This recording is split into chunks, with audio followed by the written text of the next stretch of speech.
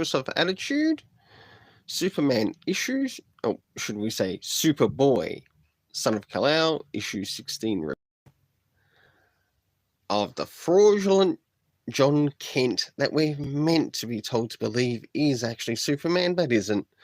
But let's get into first things first, and that is moving into the cover ratings. And as you can see here, I have 3 covers. So we've got the main cover, the variant, and of course the last variant. So for the cover ratings, do they in any way, shape or form connect to something that's happening inside with the story? Even though the third one doesn't, the first 2 sort of do. So for the first cover on the left-hand side, which is the main out of 10, the second one, a 7.5 out of 10. And last but not least, for the last cover, a 6.5 out of 10. So I'll now get things prepared to show the internal art in relation to this story.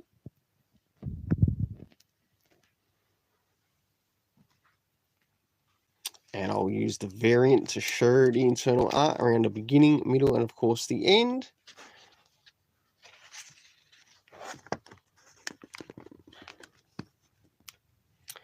So moving into first things first, we have a bit of a flashback here.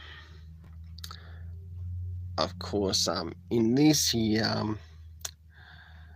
finally shows the Superman, which is somewhat connected to the Dan Jurgens. And one thing Tom Taylor needs to do is stop the retconning bullshit. Just being blunt here. Because it doesn't really help him, let alone his story. Because it's no different than the retcon he did with Nightwing and John Samuel Kent. It really wasn't needed. It was creepy as F-U-C-K. I'll now move to some of the internal art around the middle.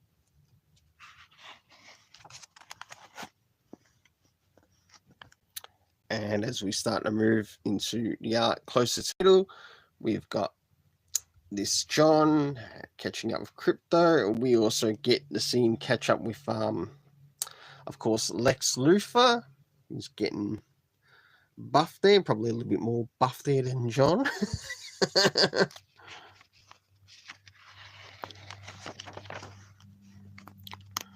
And last but not least, the reunion. All right. Moving into the next thing, and that is the internal art rating. For the internal art, I gave a 6.5, with the main emphasis being put in relation to the retcon crap. Doesn't really need to be there because he can't think forward. He's also got to take 2 steps back to try to keep everyone interested in what he's trying to do in his story. So let's move into the next thing, and that is the story, right? The story rating. And to those who've been following the channel, know that I have some set preferences to which I like to rate my stories. And the first things first is, did we get any comic references? Considering we've been on 16 issues, you'd think there'd be some comic references, maybe even something to even relate back to, maybe even something that happened to the previous comic, or maybe even something connecting to this upcoming story arc. None of that at all. All right, next thing is time. Well, considering that flashback would in actuality require time to be shown, none of that was shown at all. So what about the next thing? Locations. What did we get locations wise? Well, the closest thing that we got locations wise was Stryker Island, to which we actually got to see some things happen there. And last but not least, moving into the cast of characters. Of course, consisting of Superboy, not Superman, Lois Lane, of course, Condom Man. I will not call him Gossamer, or I refuse to call him Jay Nakamura. And if he wants to be a hero, Condom Man is his name, not what DC wants to call him. Screw DC. Of course, we had the appearance of Damian Wayne. We had Crypto. We had Lex Luthor. We also had Mercy, a close friend of Lex Luthor. We also had Ultra Humanite, and last but not least, Clark Kent Superman.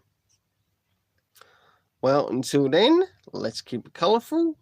Hold on. Correction there. I will see you again at Super Son's Fortress of Attitude, for which the next thing that will be going up on the next day will be Batman vs. Robin, written by Mark Waid.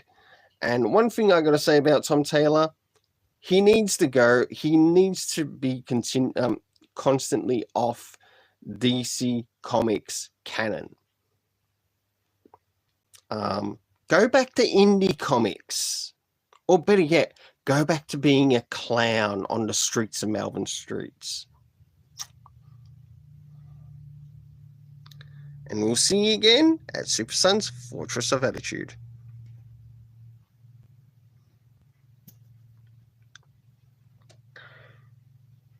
Fortress of Attitude. And in this Super Son's Fortress of Attitude review, I'll be covering Son of Superman, like Tom Taylor wants us to believe it is, issue 17. And as you can see here, we have free variant covers and one main cover. And I'll move into the first is, do these covers in any way, shape or form connect to anything that's connected inside of the story? Well, not all of them, but overall, let's see how we go racing wise. So for the first cover, I gave it a 7 out of 10, which is the main one. For the second one, I think this is definitely the best of them all, to which I give an 8.5 out of 10. Now, if only Peter J. Tomasi was on this title, yeah, maybe then I would consider calling it Superman, whilst his father was away. Because at least we know that he can actually write a hero's journey, unlike Tom Taylor, who likes to insert his bullshit in politics. Of course, we move into the third cover, which is the one up here on the left-hand side, up the top, to which I really do like the cover, and I gave it a 7.5 out of 10. And last but not least, the last cover, where we have Superboy on his own, a 7 out of 10. So we to the internal art that will be reviewed, along with some of the things that are happening story-wise.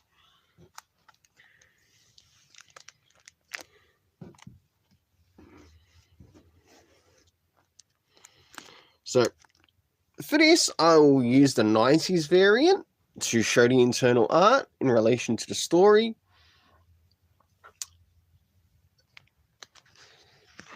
As we jump first things first,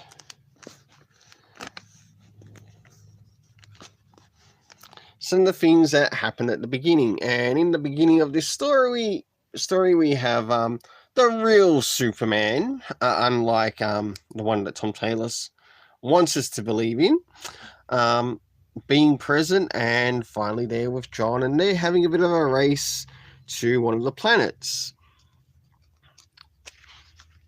Now jump towards the middle,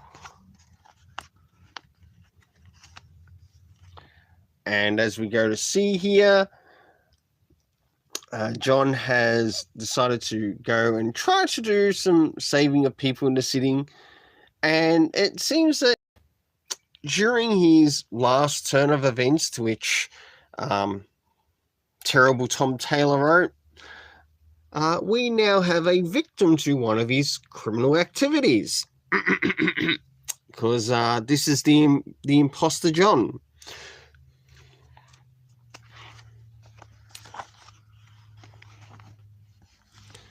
And last but not least, we have the appearance of Condom Man. No, I'm not going to call him by his hero name. Screw that crap.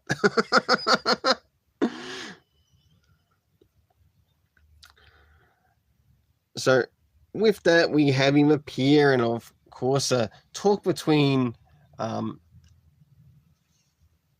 John and the real Superman.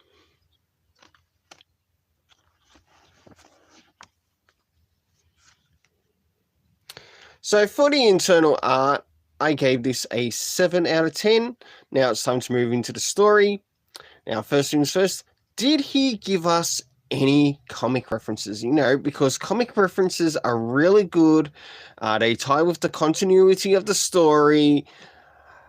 Or is he just that terribly lazy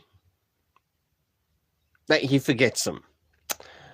So in this case, he was terribly lazy and he forgot them. Like, it's not like he could maybe tie it up or interconnect it to the other parts of the Son of Kal-El in other issues, such as the Action Comics run. It wouldn't hurt to do that. You know, just to tie things up together. Okay, what about the next thing? What about the area of time? Well, the only thing that we got in reference to was later, lazy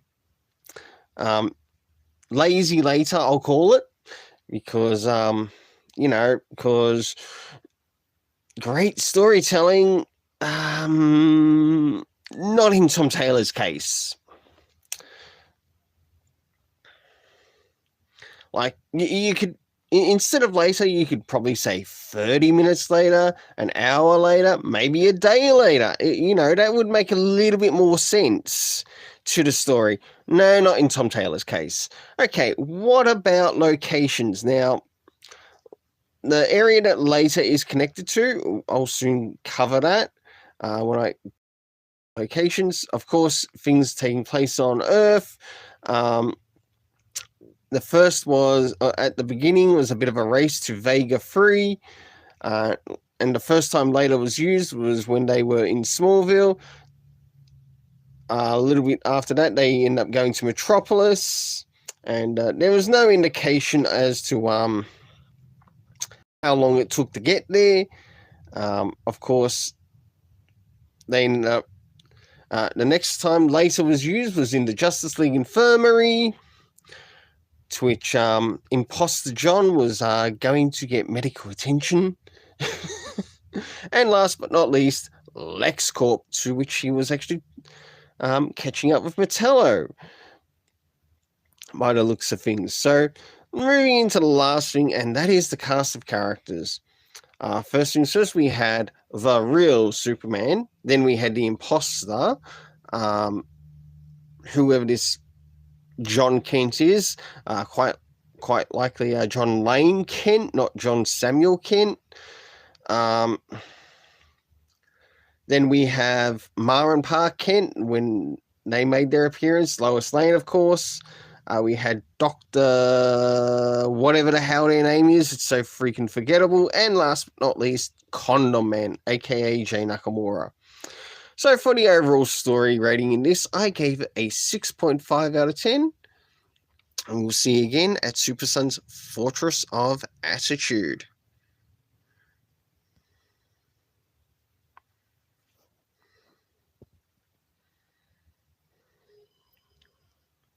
Once again, we have The Son of Kal-El, issue 18, the end of this series. But after this, let's remember that Tom Taylor has been given another deal for, well, another 2 comic series, not just one.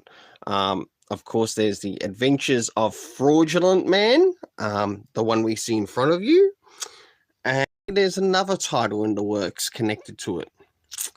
So, first things first, and this is in relation to the covers. Do these covers in any way, shape, or form connect to something that's happening inside with the story? Well, not all of them, but here we go anyway. So, for the first one, it does somewhat connect to it, and that's the one right here, the main one, and I give it a 6.5 out of 10. I'll now move things just quickly out of the way so we can see the other covers that I collected from my LCS. And this is the second cover, to which I give a 7 out of 10. About the only thing it sort of shows in it is, well, two Supermen leaving the Kent farm, or two superheroes leaving the Kent farm. In this one, I gave a 7.5 out of 10, as I really enjoy this one. But I'm pretty sure I'm not the only one that notices this. Is that Superman looks very much New 52-ish of sorts. And of course, we've got Batman there, and we've got the Trinity. And this is why I still gave it the 7.5 out of 10. We do actually have the three groups that make up what is good about DC Comics. Moving into the next one. And in this one, we've got Batman, the Batman Spawn variant. And to this one, I actually gave a 7 out of 10. Now, I think you'll be surprised as to what I gave this one. You ready for it? This is probably my favorite cover of the bunch. A 10 out of 10. I'll now try to get things as quickly organized as possible, so I can begin to show some of the internal art. And I'll say one good thing about this issue: I'm glad Condom Man didn't make an appearance. And to those who have been watching the channel, they'll understand why I mentioned that up. To those who aren't in on the joke, well, I call Jay Nakamura the fraudulent friend of this John Samuel Kent. Condom Man, because his name that was given to him by idiot Tom Taylor is Gossamer. And, well, I'm sure you look it up online, you'll start to understand what a Gossamer is. I think Tom Taylor's parents needed one for actually him, to prevent him from being born. So, let's now move into the internal art and have a look at what's happening inside story-wise. So as we start to move into the beginning of the story using one of the variants, we start to see the members of the Justice League helping to repair and restore the household of the Kents. That, I must admit, was sort of like really nice to see in the story. Then, of course, we have back to another encounter with Red Sin, who I think is a total waste of a character.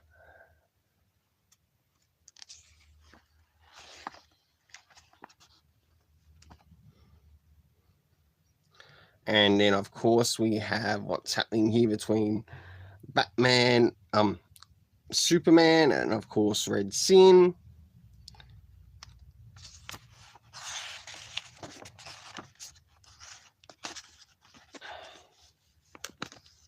And last but not least, towards the very end, to which the character who is connected to the name Red Sin has an encounter with Lex Luthor, and we move into Project Boring Out. That's what it might as well be called. Not Project Blackout, Project Boring Out. So for the internal art, I really didn't enjoy the art this issue, and I really think it could have been glossed up a little bit more, even made a little bit more better for the audience, to which I gave a 6.5 out of 10. I understand what they're trying to do, but I don't think it really worked with the story. Now it's time to move in relation to the story. Well, to those who know me and follow my channel as to how I review the stories, first things first, did this have any comic references, say maybe to the last issue to which Red Sin made his first appearance? No, it didn't, because Tom Taylor is absolutely too lazy, and so are his editors, by the looks of things. Like, it wouldn't hurt, especially for a new reader. No wonder his sales are dropping so terribly. What about the next thing? And that is the area of time. Well, for the time, we had the next morning and also 2 days later. They were the only things that showed up in the story. Next location, next area after that is location. So what locations did we actually get in here? First of all, we had Smallville, where everything was taking place for the repair of the Kent home. Then we had the area of Metropolis, to which things ended up going towards the Daily Planet.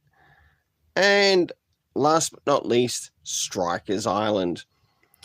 So, moving into the best thing, and that is the cast of characters. And this is why I think it's absolutely wonderful that Jay did not make his appearance in this. Thank bloody goodness. So, in this, we had the legit real Superman in the story, not this fraudulent imposter. The son of Kal-El of this particular brand story. So we had the legit Superman, Clark Kent. We also had John, who I will not call what Tom Taylor wants me to call, but Superboy. We had the Justice League make an appearance, which was really nice. We also had Lois Lane. We had Red Sin. We even had Nightwing make an appearance. It's a pity that Damian didn't make his appearance, but who would want to see this imposter fraud that Tom Taylor's writing anyway? Of course, we had Lewis, who is also Red Sin. Lex Luthor.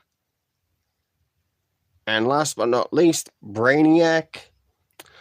For the overall story rating in this, Tom Taylor's writing for this absolutely belongs in the Fool's Gold, in the Rainbow Press and Comics. Overall story rating, 5 out of 10. Well, we'll see you again at Super Sons Fortress of Attitude.